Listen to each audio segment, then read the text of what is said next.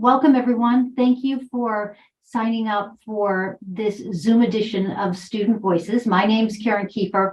I'm the director of the Church in the 21st Century Center here at Boston College. And the mission of our center is to be a catalyst and a resource for the renewal of the church. And we have, in fact, been doing that for the past 20 years, believe it or not.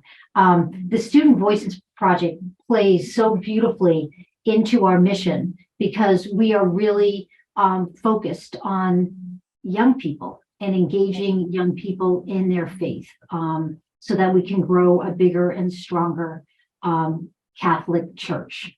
I'm excited to be with my colleague and friend, Dennis Wieboldt, today to share some really interesting findings. But before I introduce Dennis, let me take you back in time. So if we go back to 2019, the C21 Center is run also by a steering committee and an advisory committee. And we were talking about how do we find out more about what young people are thinking about their faith, about the Catholic Church, and about their relationship with both. One of our friends and colleagues who actually served on the steering committee for years, Father Ken Himes, he might be in the gallery right now. He said, well, we have a whole campus filled with young people. Let's go ask them. And so that was really the very beginning of the Student Voices Project, where we set out and started talking to young people and connecting with young people and really trying to get a better understanding of where they were and what they were thinking. During that time, as God always does, he puts the right people in front of you so that you can get his work done. And that was certainly the case with Dennis Wieboldt, who was an undergraduate at the time. And he was really growing in his faith and was becoming more and more curious as to how do you get more young people to grow in their faith. Dennis graduated last year from Boston College and then stayed on to earn his master's here at BC. He'll graduate again in May with his master's in history. And he's also heading on to University of Notre Dame, where he will earn a dual degree, a degree in history, a doctorate actually, and then also his law degree. So we're sad to see him head out of Boston College to Notre Dame, but we know he'll be well taken care of, and then we're going to grab him and take him back. Anyway, I think we should probably get going. As I mentioned, we have a lot to cover. So let's talk about where this whole Student Voices Project started, as far as like, how are we going to ask questions and what questions were we going to ask and how are we going to engage students, and what about the students that didn't want to be part of this? How are we going to get them going? So Dennis, we're in three phases here. The first phase is the beginning. The second phase was the next pivot, again, a pull from the Holy Spirit. And then the third phase, which we're in really right now. So why don't I hand it off to you? You can just talk a little bit about phase one and how that started, and then we'll get into the data. Sure. And thanks all for coming, and thanks, Karen, for inviting me. So in the fall of 2020, as Karen mentioned, we started to work with members of the steering committee and the advisory committee to create a short online survey through which students could anonymously share their experiences with their faith and the church. In November 2020, we launched phase one of the Student Voices Project. We gave out BC Eagles football and baseball gear to students on the quad. We had them fill out short surveys. We did small focus groups. And after speaking to 550 students between November 2020 and October 2021, we started to find these four big areas of commonality in the data that we were collecting from undergraduate and graduate students at BC. First was the importance of community. Second was the importance of engagement with faith outside of Mass. Third was the really crucial role of coursework and academic programs for student faith formation at the undergraduate and graduate level.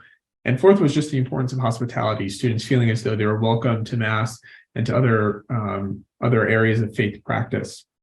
And this was really the conclusion of phase one of the data. And then, lo and behold, Pope Francis announces the synod. And Karen and I think to ourselves, well, we've kind of been doing a mini synod on BC's campus. Why not put this resource at the feet of the Universal Church? Karen and I both knew, kind of both from our own anecdotal experiences, that it was the case that most young people weren't participating in the diocesan listening sessions, which was really the main way that the synod was supposed to be gathering feedback from the laity. So we launched phase 2 of the Student Voices Project in the winter of 2021, spring of 2022. And after a year-long process of really refining the questions that we were asking to students through the short online survey, we released the project out into the world, and we engaged over 1,000 undergraduate and high school students from across the United States, and even a few from Canada, and a few students in Europe.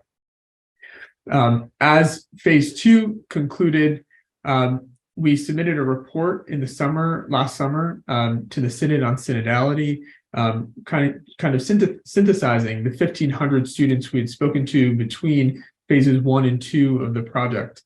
And in that report, which is available on the C21 Center's website, we concluded that especially students at the Catholic high school level have first a real interest, a curiosity in understanding their faith.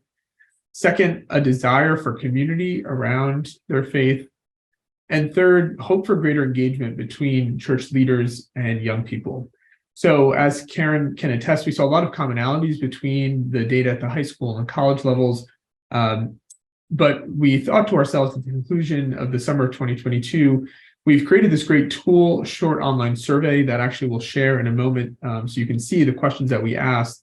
And this has been kind of the way that we've continued to move the product along. Karen, is there anything else you want to add before we share the survey? I just wanted to say too that collectively, knowing that we've engaged, connected with over 4,000 young people, that when we first looked at the data, it wasn't surprising. It was like, okay, of course, young people want community. Of course, they want engagement from the church. Of course, they want hospitality. But as we began to look under the hood of the data, we started to notice a little bit more. And that's what we found was so important that we share with you.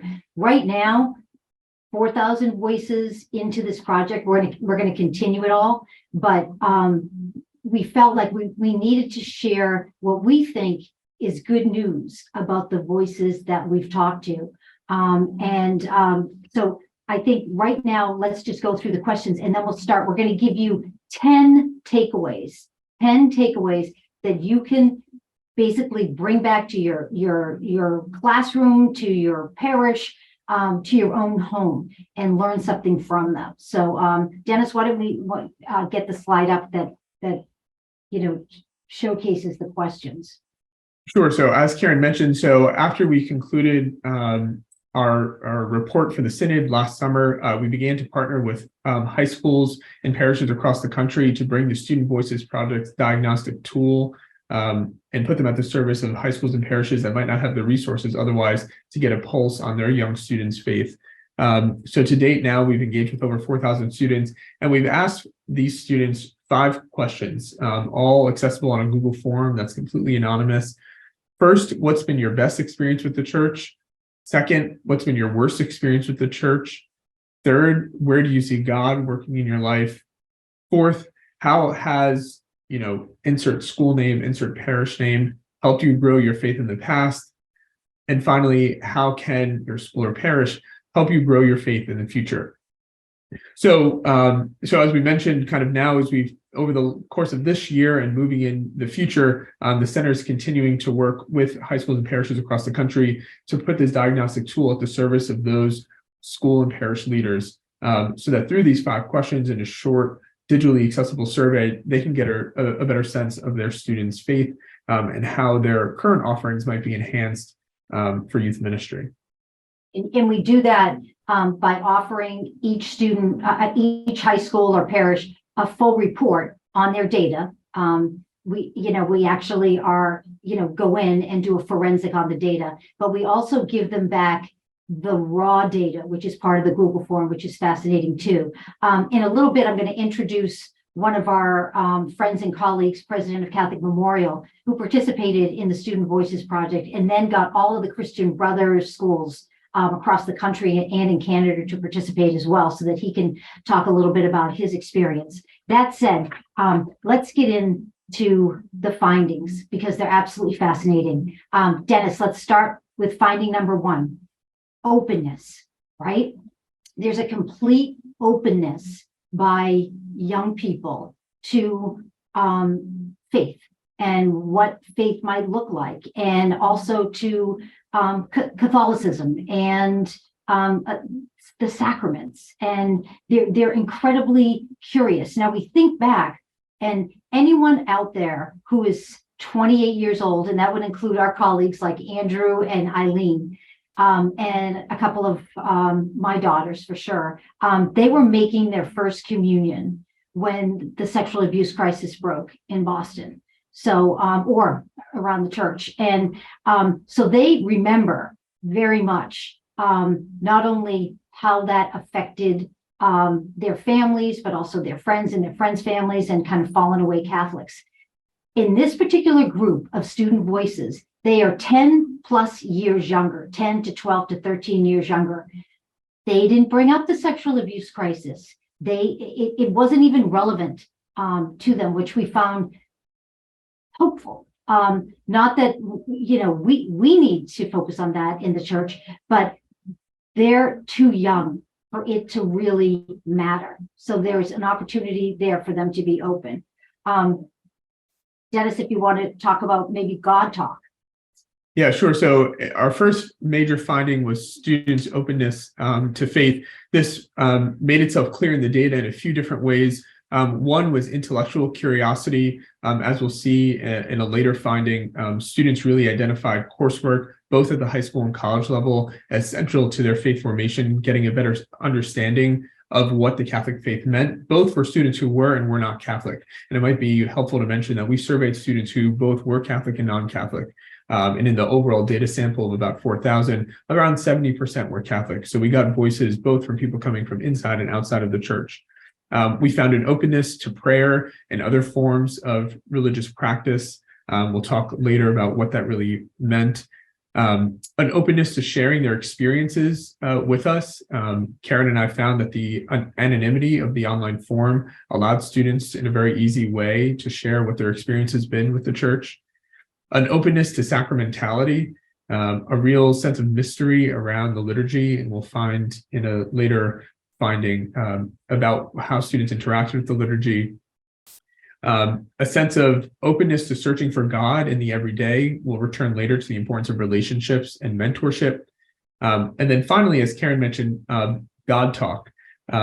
Students were open to talking about God, which in kind of the broad scheme, I think, of American culture is something that's relatively unusual. But we found students at Catholic high schools and Catholic universities, BC included, students were willing to talk about God and ask tough questions about their faith, which we took as a real sign of openness and hope for the future of the church. Let's get to finding number two. So this is Catholic high schools and Catholic colleges are really the new parish. And what we mean by that is that during the synod, as Dennis had referenced earlier, there were a lot of young people that were not in the parish and they were not participating in the listening sessions. And hence the reason why we use this tool to get a lot more engagement. That said, it made us really think about, wow, so where are these young people and how does the church steward these young people and walk with these young people? And they're at the Catholic high schools and they're in the Catholic colleges. And so there's a lot of, I would say, power and grace that can come from Catholic education and helping to feed and fuel and grow young people's faith. And we know that the parish is shifting, but there is a tremendous opportunity for Catholic high schools and Catholic colleges to nurture young people's faith. And then also the opportunity, when in fact we do that, to give back to the parish. Is there a possibility to nurture the faith on campus and in high school so that these young people decide, you know what, I want to go back to the parish and be a catechist, or I want to go back to my parish and participate in the liturgy. But think about it. Right now, you're going to find young people at the Catholic high schools and the Catholic colleges, not necessarily in the parishes. Does it mean that they're not there? No. I'm just saying that more or less the new parish is shifting. And that's fascinating data for teachers, for pastors, for parents, for young people. Just one other thing we'll add before going to finding number 3 is that many students noted that when they were engaging in Catholic practices, such as attending Mass, they were often doing so with friends, not always their family.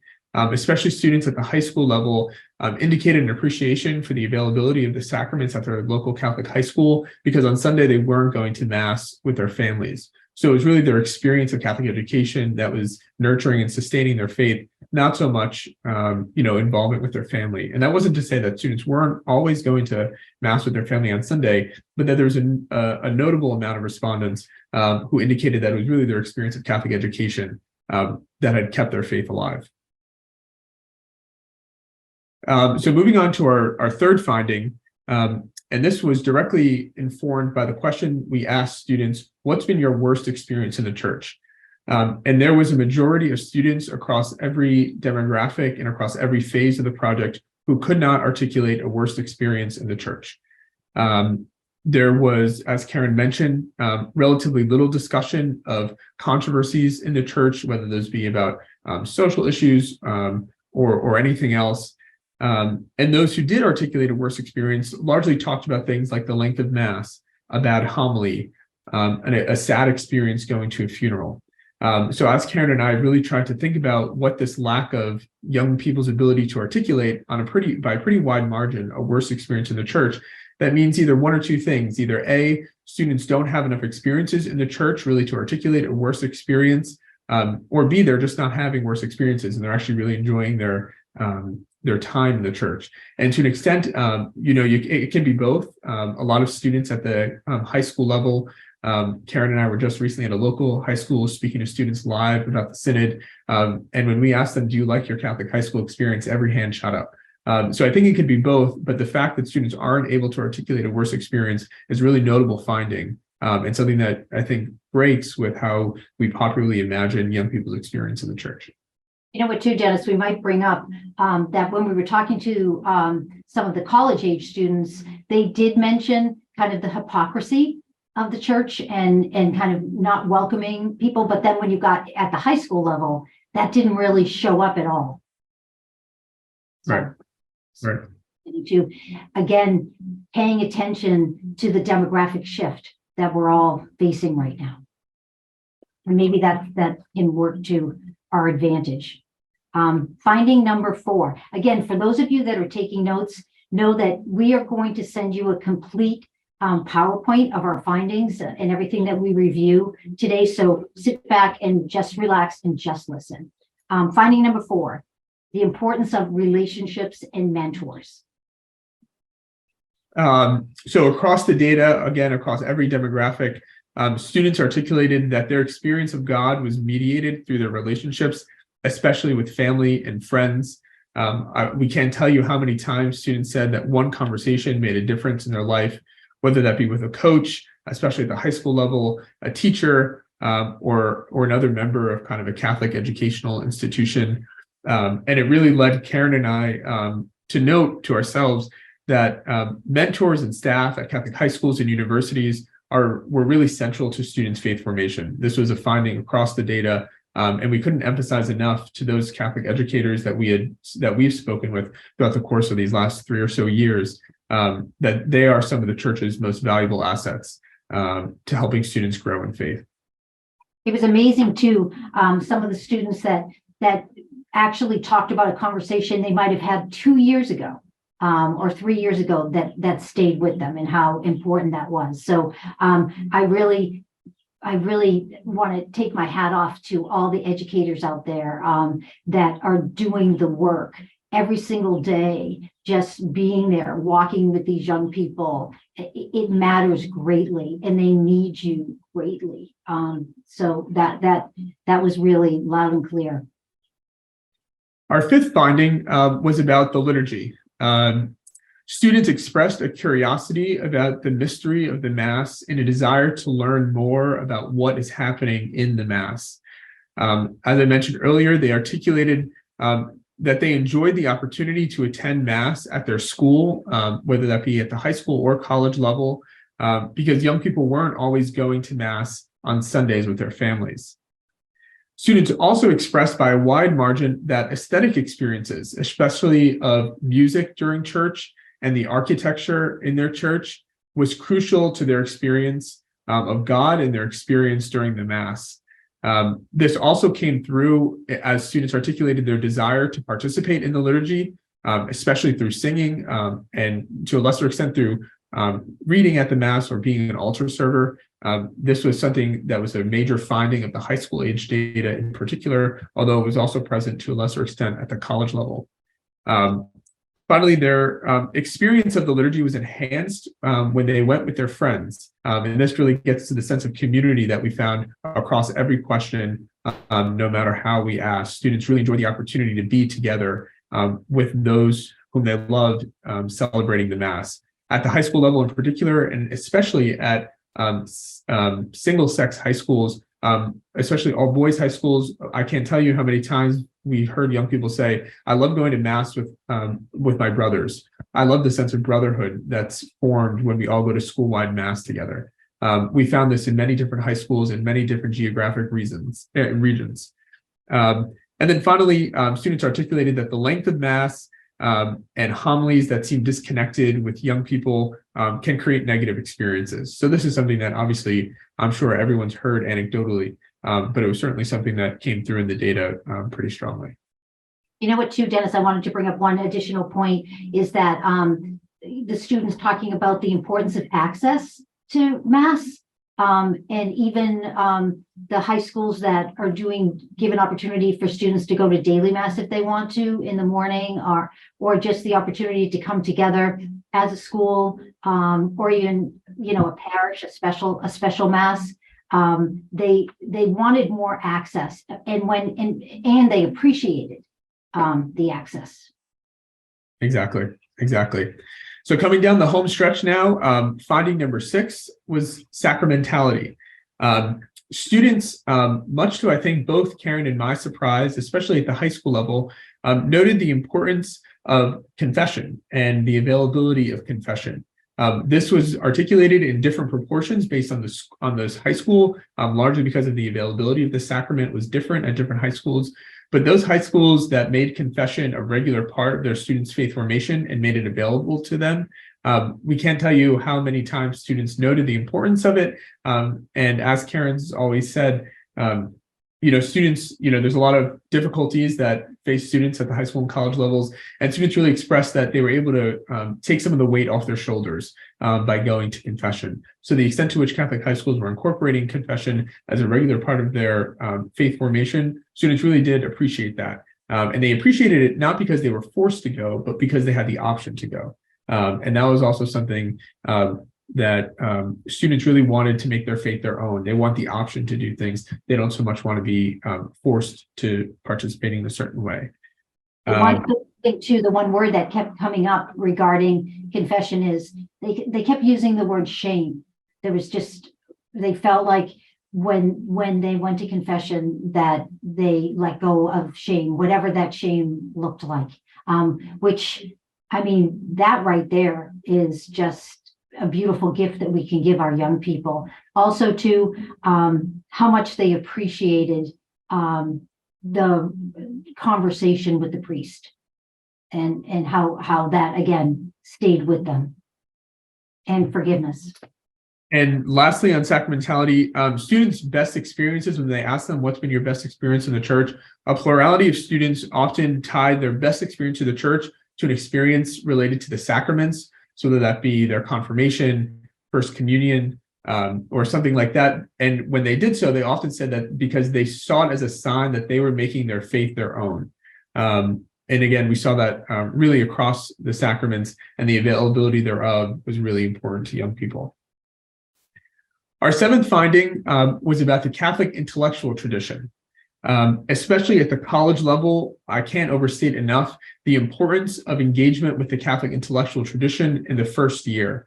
At Boston College, for example, especially during the first phase of the Student Voices Project, when we spoke to 550 undergraduate and graduate students, the number of students who said that they had taken a philosophy or theology course in their first year and the rest of their college experience had been transformed based on that experience in the first year. It happened on numerous occasions. And, somewhat providentially, maybe that was also my experience. I had come to BC thinking I was going to study political science. I took a course at Boston College called Perspectives on Western Culture, which is a joint course in philosophy and theology. And I later became a half theology major. So kind of my personal anecdotal experience was reflected widely in the data at the college level. And the same was true also at the high school level. Students articulated a real hope that their non-religion courses, usually called religion at the high school level, would engage with questions that they were encountering in their religion courses. So they were looking for a type of integration of what they were learning about their faith with other disciplines, whether that be in their science class or their history class, or their social science class. At Boston College, we have a program run by the core curriculum called the Complex Problems and Enduring Questions program, where faculty from two different departments, sometimes, for example, theology and neuroscience, co-teach a course together as a way to help students integrate that understanding of faith with an understanding of another discipline. And we saw how students, even at the high school level, were really ready for that type of integration of their faith with a more quote unquote traditional subject area. So the Catholic intellectual tradition really central to students' curiosity about faith and a sense of nurturing their understanding. And I think the word curiosity is huge here because it's a thread that's woven throughout this data, how curious they are about faith and about learning more about faith. And I think with the Catholic intellectual tradition, the word that sticks out is desire. They desire to learn more and to go deeper. They want that. They want to be invited into that. And that leads very well that sense of invitation to our eighth finding, which is about hospitality and community. Students really desired an invitation to Mass and other events around their faith, again, at the college and high school level. They desired to feel like young people mattered to the church. They really desired to be asked about their faith and experiences in the church, which I think is one of the contributions of the Synod, and students even coming up to us saying, I've never been asked these questions before, was really caused Karen and I to pause a bit. And then finally, it was very important to students that they had a community of people of a similar age to them around their faith. So we saw, especially at the college level, because it's going to Mass, for example, is more of a choice than as the high school level, where maybe you're going to weekly or monthly Mass with your classmates. Students expressed a real desire that they could go to Mass with their friends, that it wouldn't be weird to ask a friend, why don't we go to Mass together? And Karen and I will come to the end at the end of the presentation and share what we've done with that data here at BC. But the desire for hospitality and community around faith came through very strong in the data. Again, hopeful. Finding number 9, devotional practices. Prayer, the importance of prayer. Talk a little bit about that. The opportunities to engage young people in a number of different prayer practices was beautifully received. Again, very curious to learn more prayers, to learn how to pray, to learn, what prayer does, and interested in kind of growing their own prayer practices and what that looks like. And a lot of that too comes from, again, it's very relational. Someone's introduced them to a particular prayer, or someone's introduced them to go to the exam, and they find comfort in prayer. And at the same time, once again, they want to learn more. And the only thing I'd add is that we saw this especially at the high school level, where high schools were incorporating prayer into their daily routines. So there's one high school in particular where students prayed every day before class, before every class. And students expressed that they actually liked that. They said it was a good way to keep faith at the top of their mind as they went through their day. So it's, again, maybe something unusual that you might think. I mean, I think when Karen and I started this, we would have never expected to hear high school students talking about the importance of prayer during their day, but it came through particularly saliently in the high school data. And how they appreciated when a teacher, even if the teacher was teaching them wasn't Catholic, how they would be creative in the way that they introduced prayer to them. And also they found comfort in knowing that prayer is conversation with God. And yet something that's such a simple statement and such a powerful statement. And you would think, well, of course, prayer is a conversation with God, but they're really taking that and kind of, I would say, bringing it into their hearts and it's helping them, which is so important. And our final finding, number 10, is about social issues. So young people's responses about typical social issues, so whether that be related to LGBTQ plus persons, race, gender, the environment and sustainability, and things of that nature, were discussed in the data, both at the college and high school level, but not nearly to the extent that Karen, nor I, nor anyone I think at the center expected, based on the amount that social issues, based on the amount of attention that social issues get in kind of our national imagination, but also in how we think about the church and young people's experience of the church.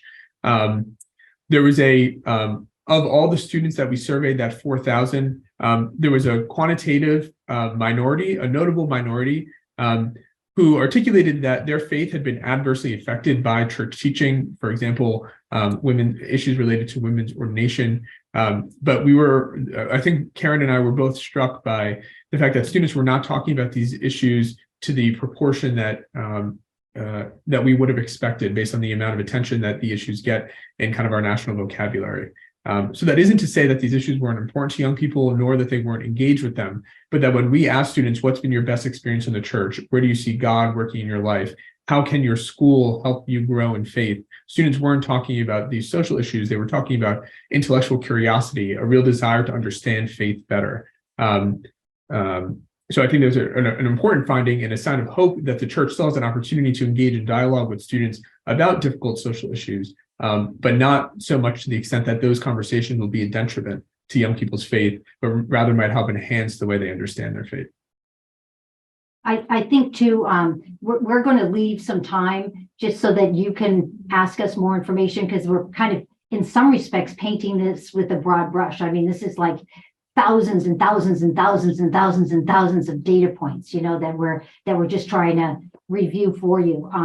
But anyway, let's talk a little bit about this particular project as a diagnostic tool, and then let's pivot quickly to introduce Peter Folan and then open it up to everyone. Sure. So those were our 10 findings from the Student Voices project. And what we've done now over the last few years is we've translated these results into resources for both high schools and colleges. So we'll just quickly go through 3 different resources that were produced as a result of the project. And then we'll turn to questions and to our colleague, Peter Folan. So first was, as we mentioned earlier, the high school and parish diagnostic tool. So this is an example of a Student Voices project survey from one of our partner high schools. So during the national phase of the Student Voices project, that second phase, the center learned that the Student Voices project's ability to quickly take the pulse of students' faith could be a resource for high schools and parishes that want to better understand their young people. So we've continued over the course of the last year, and we're continuing this year, to offer each high school and parish partner that's interested in the project an individualized Student Voices project survey and data analysis at no cost to the school or parish. And through this diagnostic tool, the project has now engaged more than 4,000 young people across the country. And as we mentioned, this is something that's ongoing. So if your high school or parish are interested, I'd encourage you to get in touch with the center. Second, Karen, maybe you want to talk about the Mass and Mingle parish programming model? Sure. So in one of our findings, young people were saying that they do want to go to Mass, but even mass on the weekends possibly, but if they're not going with their family, it's kind of awkward to ask a friend to go to mass. And I don't think that they're necessarily willing to do that all the time. So we were thinking we have to come up with a model that makes it easy for young people to invite friends to go to mass and then maybe do something after. So we launched this new program in January of this year in partnership with the St. Ignatius Parish here in Chestnut Hill.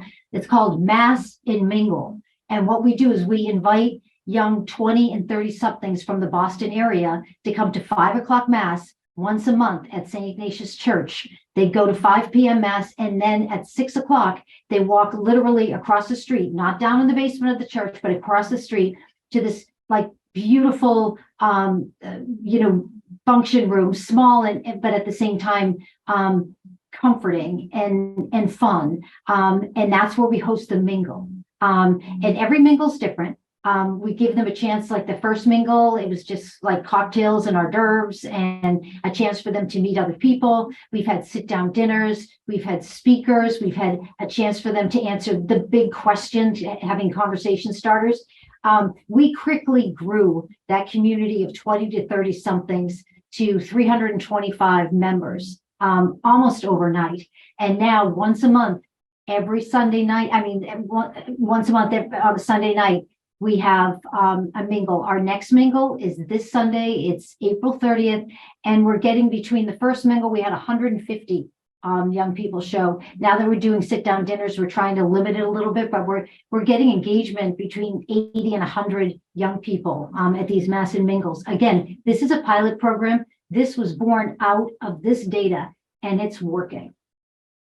And I just might add, having worked with Karen on the model and Eileen and Andrew and some other members of the center, the amount of young people who said that, I haven't been to mass in a while, this helped bring me back to the church, was a really great sign that kind of the data that we were collecting could be translated into action.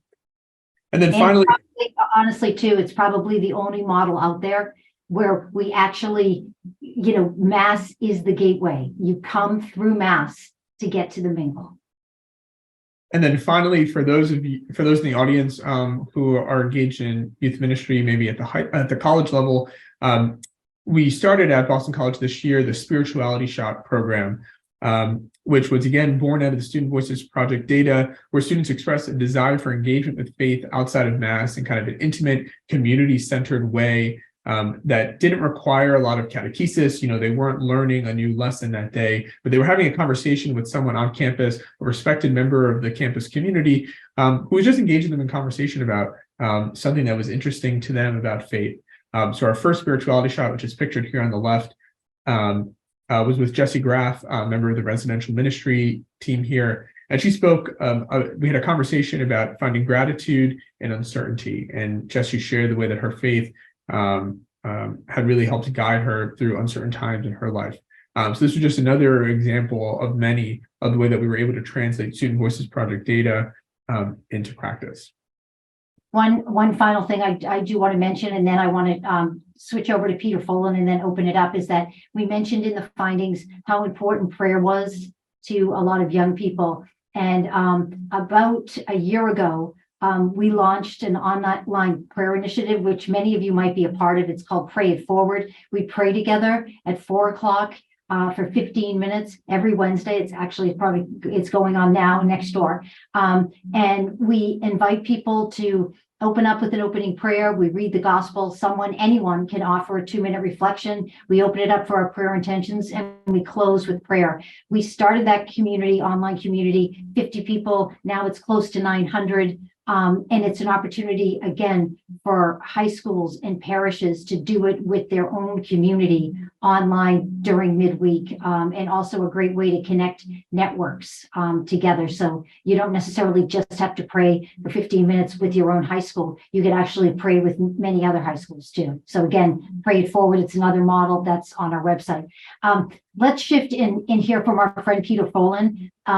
Peter is a great friend of the center and also president of Catholic Memorial here in West Roxbury. And he had found out about the Student Voices Project and was hosting actually a national meeting for all the Christian Brothers leadership, and thought, wow, wouldn't it be wonderful for not only Catholic Memorial to engage in this particular Student Voices Project, but for us to have our other Christian Brothers schools do exactly the same. And then you could send reports to them, and then we could all come together during an annual meeting and talk about the findings and kind of help each other out. So Peter, we are so grateful that you were part of this project, and I know how important it was to you and Catholic Memorial and all the other Christian Brother schools. Well, Karen, thank you. Good afternoon, everyone. Great to see some familiar faces. Dennis, incredible as always. Karen, amazing work. So C21 is one of the best organizations that I've been a participant in. I had the luxury of sitting on their advisory board for 6 or 7 years, and this opportunity for us to take part in what I'm considering a national sample is extraordinary. My takeaways from this is the hope that this provides for us in the church, right? So growing up during the abuse crisis, a lot of my peers, I'm in my late 40s, they're struggling with some key issues that occurred in the church. What I'm looking at in this study is the hope that exists in these young students who are coming into their faith with not a lot of baggage that a lot of people feel. Our students were excited to take the test. They put forth honest and transparent ideas. And what they were sharing in general here was that they're excited by the opportunity to engage in some conversations around faith. Our boys pray every day before class. In some ways that's an old Catholic school practice where you begin a class every day with a prayer. And for our students, that was something that they take great pride in, that they enjoy, and that is a hallmark of their experience. Our retreat culture here on campus, I was a campus minister in a former life, that is a powerful aspect for our students. As an administrator and as a group of administrators that reviewed this data, it actually gave us some things to think about. And it affirmed some of the work that we were doing and the resources that we were investing in expanding our campus ministry teams, in expanding our retreats, and also some of the low-tech things that we were doing around having our athletic teams gather together for Mass. All of those things were important for kids. So some of my takeaways from this was the diagnostic tool helped us to reflect as a leadership group on how we were doing and whether what we were doing was working. I know a lot of school leaders were hesitant to actually start this project because they were afraid of the results, right? I don't know about you guys, but when you go to the doctor and they ask you certain questions, I don't tell the truth, right? You really don't want to know, right? How many days a week are you exercising? How many glasses of wine do you have in a week, right? No one tells the truth. But what you want to do with this is actually get to the heart of what's actually happening in my community. Where are we on our journey? And the truth sets us free. And we got really great, exciting information that I think provides great hope for the future of the church. And I think it's also important to recognize the developmental differences that we're seeing around high schoolers and middle schoolers versus college students, right? These are very developmental, appropriate places for them to be in their questioning and their faith development. And I think that also affirms some of the prior work and studies that have been done of where kids are at. I guess my biggest takeaway here is, the data provides us now with some action steps on things that we can sharpen our pencil around, and the relational components that these kids are searching for. We've been living through a digital online world. They're desperately looking for in-person relationships, and there's a hunger and appetite to learn about God and to discover their faith. Also, too, Peter, the importance of Catholic education. Absolutely. I think I've said this for a long time, but the Catholic middle schools and high schools, that's the R&D, right? If we're GE, the research and development is in the schools. And I think that this is a data point as well about why we need our Catholic schools. If we're thinking about 20, 30, 40, 50, 60 years in the future, the Catholic schools are going to be the place where faith is connected, and we're doing their R&D work right now in our schools. So important. Thank you for that, Peter, and thank you to everyone out there that's doing the work in their parishes, in their schools, in their homes. But we're finding that there's an opportunity right in front of us. And it's important that we seize that and that we use this moment in time to help our young people move forward. So at this point, again, I know this is a lot to be throwing at you. We're sending you the PowerPoint, the video, and we're going to continue on with this project. So this conversation isn't going to end. That said, let us open it up. You can either use the little app with the hand, and we can call on you and you can ask a question. Also, it's possible to put them in the chat, but it's hard to keep up. But if you want to put them in the chat, that's fine too. Oh, I see one from Elaine. Oh, Sister Elaine. Hi, Karen. Long time no see. I know, Hi, Elaine. Great to see you, sister. And this isn't it's a question. It's also a reflection. I'm so excited about this data for a number of reasons. One, because I believe wholeheartedly in the mission of Catholic school education, and see from your work a result that we don't often hear about or see. That is very exciting. I'm in the process, as you know, of creating a school, but in addition to that, I've just started a new initiative with some sisters on a new model of vocation ministry. This information is helpful. This information undoes the myth that kids don't care about this anymore. Mm-hmm. And if we add it to some research that's been done in the Archdiocese of Chicago with 4th through 8th graders in their schools, they have like 25% of those kids over 3 years, in 3 years of research, who are interested in religious vocations. So God is at work, and the young people are ready to respond. So thank you for doing this work. I'm very excited.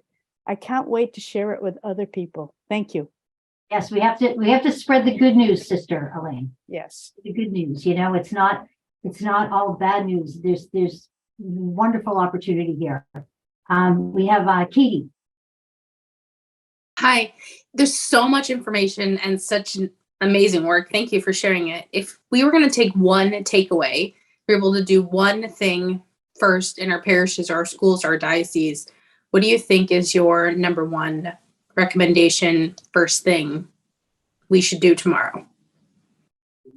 Mine would be probably different from Dennis's, but the first thing that comes to mind is I think parishes need to collaborate more with Catholic high schools and Catholic colleges and kind of all come together, because the young people are there and the church can kind of come and surround them. So I would say more collaboration with churches / parishes and local Catholic high schools and colleges. I think that would make a tremendous difference, and also swapping resources.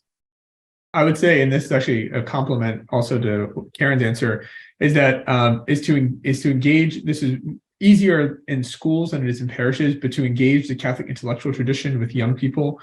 This is possible, particularly if you do partner parishes with Catholic high schools and colleges where they have the resources there. But when students were talking about their worst experience in the church, for example, being a boring CCD class, is because they weren't really engaging. Whereas when they were talking about their religion course in their high school or their college, they were saying that they really loved that experience. Having gone myself and having a brother who went through CCD, where you're kind of just learning this is what the Bible says about X, Y, Z, it's not so much an engaging experience with the Catholic intellectual tradition, but we know from data elsewhere that this is something that students are really growing in their faith as a result of. So I'd say the extent to which high schools, colleges, and parishes can really excite students about understanding their tradition in a more robust way, I think that's really beneficial for student faith formation. Thank you. Thank you. And then we have a question from Mary. Hi, thank you so much, both of you. I have been more involved this year with older people in the Synod. And one of across the globe, people are concerned about young people leaving the church. There are not enough young people at Mass. I would love to find a way to share your report and your information with more people, especially at the parish level, to get them to support Catholic education. Because when I was young, our parish took up a collection for the school because we had a school in our parish, but everybody contributed to the school, not just the parents who were paying tuition. It would be easy for a lot of retired people to have that as a donation occasionally, maybe once a month, to donate to the school. And maybe then tuition could be lower and more people could get in school. I'm just throwing that out there, but we need to find a way to get this out to, I want to call me, the old people, because we want the young people back, and we can't do a lot of teaching anymore, but we can certainly contribute something financially. So I'm just throwing that out there. Thank you very much. Thank you, Mary. Thank you. And we're trying right now to possibly work on a model to connect young people, young, even at the high school and the college level, and even young adults, to be catechists at parishes. And we're just toying around with it based off of this data. Like, what does that look like? Do you underwrite? Do you adopt a catechist? How can you, Yes. and the colleges and the high schools turn around back and help the church and the parishes grow in that regard. We are all one. Right. I'm Just in. so silent, Okay. And I'm in. I might just add, based on Peter's observations too, is that one of the things that we found from schools that we partnered with is that there's not a lot of data out there about student faith formation and the way that students are actually benefiting from certain programs or not. So to the extent that colleges, universities, and high schools are looking to invest monetary resources in their faith formation programs, in a very data-centric age, data does not exist in this way. So, for example, when we tested the Mass and Mingle program, we had data that said that this would work, and then we tested it, and the university decided to commit resources to making this program, a real program. So, as the project continues to grow, I think both Karen and I hope that more high schools and colleges will be interested in using this tool, this diagnostic tool, so they get data behind the types of decisions that they're making about where to invest resources. Because I think that's really important, and I think Peter's comments really help put a pencil tip on that. We have a question here too, Karen, in the chat from Rob, who says, "Our son is 19 and a freshman in college. What can you recommend to help us encourage him to attend the Newman Center or others that would be more appealing to keep the Catholic faith and build good relationships that are currently lacking?" Yeah. Hey, it's a challenge. I mean, you know that, Dennis, because you went through it. It's a real challenge. But I do think, even if you can get him to just even visit the Newman Center and maybe talk to some people and try to find a way to make a connection or a relationship. Again, it's hard to do. It's really hard to do, and that's the struggle that I think we all face. Come Holy Spirit. But I think we have to lean back on knowing that our faith is so relational, and young people are looking for relationships. And we've said this before in other presentations. If the Catholic Church could help our young people just in the arena of mental illness, it would just be so important, but in prayer, we need to pray for him. I don't know, Dennis, if you're 22, so you're younger, how God worked in your life. Yeah, I would just say two quick things. The first is the importance of invitation. So it might be worth checking to see, is your Newman Center actively inviting students to engage? It was my experience when I came to BC. My family was Catholic, but I went to a public high school, so kind of my faith practice in part shaped by that. And then when I got to college, the invitation from places like the C21 Center, like campus ministry, really helped get me engaged with the church in a more meaningful way. So maybe check to see kind of what that looks like at your son's school. And second, as Karen said, the importance of relationships. Is there a friend who's going? We found so many times that students were going to Mass because a friend invited them. because a mentor invited them. So maybe trying to help your son identify, maybe it's a mentor at the Newman Center or someone associated there with, that might be able to help invite him in. Someone Thanks. responded to in the chat, Jesse Graff, thank you. I met my spouse at University Newman Center. My suggestion is to focus on listening to what might be lacking in his college life or struggles and hesitations that he's feeling in daily life. If you're finding it's a lack of belonging, searching for deeper meaning, looking for friends who have similar values, etc., I suggest that can be found in clubs, in class, and at the Newman Center. To push Catholic spaces just because it's Catholic and religious isn't always a method that lands, because it could be perceived as your desire. Do we not know that as parents, instead of his? So keep praying, as we said, and the Spirit will move, and that is so true. Thanks, Jess. Sister. My name is Sister Leandra, and I'm a Sister of St. Joseph, but I have been a campus minister at the University of Rochester Newman community, and also now I'm at RIT. And what we found is, in the beginning, when you talked about engagement and community and liturgy, and again, Dennis, what you said is students inviting students to come. We have found that, and having liturgies where we have local residents that come, but also the students, and they enjoy being together. And so it's been like I said, it's been a good experience, and we just kind of keep those. And now we've started doing campus ministry with University of Rochester and RIT, the Rochester Institute of Technology, and the kids have gotten to know each other that way. We did Holy Saturday together, and then we did Good Friday and Holy Thursday here at RIT. So anyway, I'm excited to hear some of the things that you've talked about, because again, it's happening here, and I'm very glad to hear it. You know what, too, sisters, you mentioned community, and I said this at the beginning. Sometimes we can just take the idea that young people want community and kind of paint it with a broad brush, but you really need to look at, like, what do they mean by that, and what do they want? How do they define community? And it's also what they need. And so, like, we've had, and just a Newman night dinner without any conversation about religion. It's just kids coming together just to get to know each other, especially the first years in the beginning of the year. And then the relationships last until they graduate. And when I was at the U of R, they called Newman a home away from home, which was kind of nice. So yeah, it's finding out what the students' needs are, and then and having them help meet those needs. That we just don't do it ourselves, but we also have the students help make it happen. Yeah, which is beautiful to see.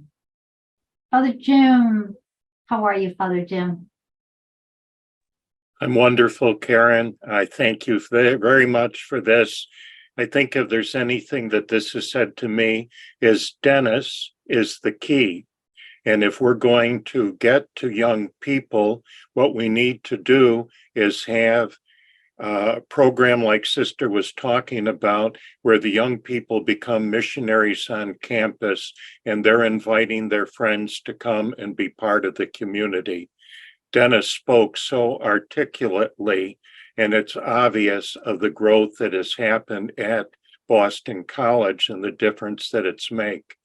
I work at Marist College, and it's frustrating because 80% of the students at Marist are Catholic, but we get like maybe 400 kids on a Sunday evening for Mass.